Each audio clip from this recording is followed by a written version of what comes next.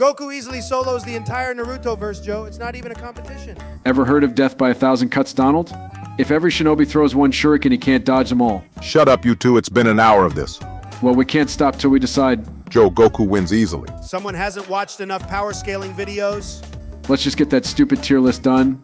Yeah, alright. Today we're going to be making a tier list of the original Naruto arcs. Yeah, I can't wait to give all the correct takes and disprove Joe's dookie opinions. What's that supposed to mean? You probably think Land of Rice Paddies is peak. It is. It's not even canon, Joe. It's a filler arc. It's still goated, and wait, I don't see it on the list.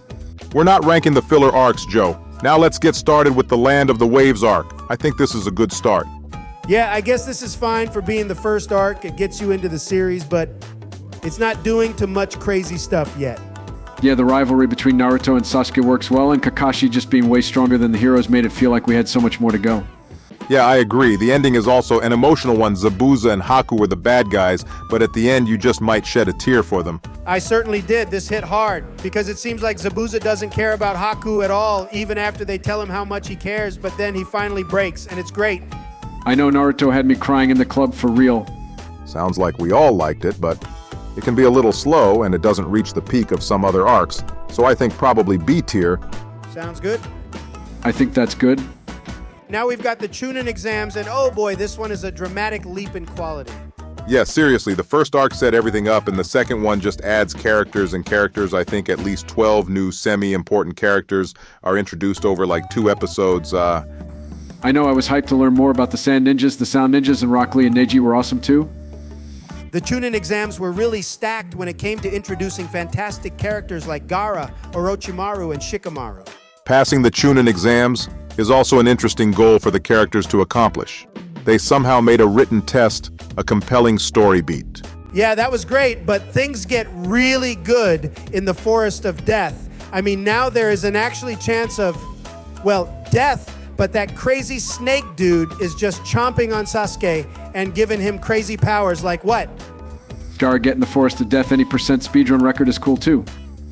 Yep, and Sakura cutting off her hair was a cool moment as well.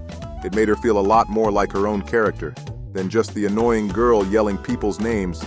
She still kind of does that. It's still cool. Well, then we have the preliminaries and finals, and these 1 versus 1 fights are great, like Neji versus Hinata, Shikamaru versus Temari, Naruto versus Neji, and Rock Lee versus Gaara. Yeah, Rock Lee vs. Gaara is actually the best fight in the show, and Rock Lee dropping the weight made me pass out from hype.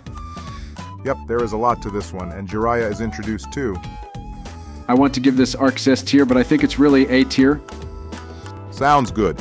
Now the next arc, Konoha Crush, comes right after the Chunin exams, and I mean like right after. During the Chunin exams, Orochimaru reveals himself to have been impersonating the 4th Kazekage and attacks the Hokage, then sends his army to attack Konoha. I'm not so sure about this arc. I mean, the Hokage and Orochimaru whole battle was kind of a drag. But I guess seeing the reanimation of the 1st and 2nd Hokage, pretty cool with their wood and water powers. Otherwise, the Gaara thing is kind of mid. It's not mid, Donald. Gaara's backstory made me cry for days its peak. Well, I think it's pretty cool that Gaara had this giant sand demon inside of him the whole time. We knew he was powerful, but now we see why. He had the same curse as Naruto, which makes it interesting to see how the two of them handle it differently. Naruto tries to prove himself by being a good person and being Hokage, and Gaara uses everyone's hate for him to fuel his power and bloodlust. It's still mid. Loud, incorrect buzzer noise. You just have no patience for that Hokage battle. Everything else is fine. That's not an excuse. Everything was great except this giant part that sucks. It's a mid-arc. Well, I think it's better than Land of Waves, but it's no Chunin exam, so we'll say top of B tier. Fine. Now, the search for Tsunade is pretty good. It's a cool idea for Naruto to help Jiraiya find the next Hokage after the 3rd died in the battle with Orochimaru. I really do like this arc, mainly because of the first couple parts when the Akatsuki show up for the first time. They're not the main villains yet, but in Shippuden they are. But for now, they just seem so powerful. I mean, Kakashi, Asuma, Kurenai had to hold off Itachi and Kisame, and it was not looking good until Guy showed up, and even then they just ran away and didn't even lose. It's cool to see Itachi and Sasuke's first attempt to fight him. The whole show, Sasuke's motivation for being a ninja, was to eventually kill his brother after what he did to his clan. And now they finally battle. Too bad Sasuke takes the L and comes nowhere close to beating Itachi. Yeah, bro, was more like Sasuke Uchiwa during that battle. But the main focus of this arc is the search for Tsunade herself.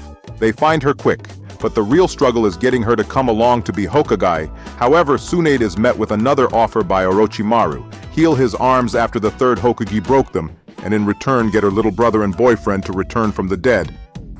It's an interesting dilemma, and I really didn't know if she'd make the right or wrong choice in the fight between the three Sannin at the end was awesome. Well, this arc seems like another high B tier, but again, it's no Chunin exam. I agree. And for the final arc of the original Naruto, we have the all-time GOAT, the Sasuke recovery mission. Yep, a whole lot of things happen here, and I don't think we could even talk about all of them in a short amount of time. But basically, after losing to Itachi, Sasuke realizes he needs to become way stronger than he thought, so he decides the only way is to cut ties with Konoha and join Orochimaru. Oh yeah, and Shikamaru takes the spotlight here, being the only to have passed the Chunin exams. He leads the team of Naruto, Choji, Kiba, and Neji to get Sasuke back because they think he was kidnapped against his will by Orochimaru.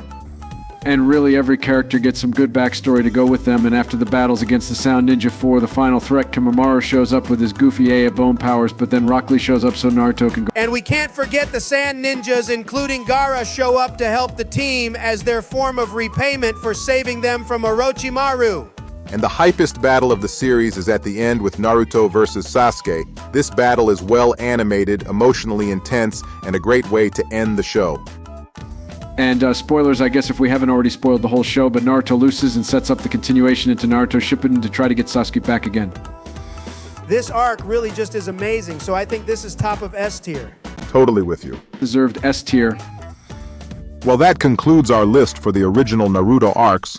I'm sure we'll be back sometime to rank the Shippuden arc, so stay tuned for that. See ya later.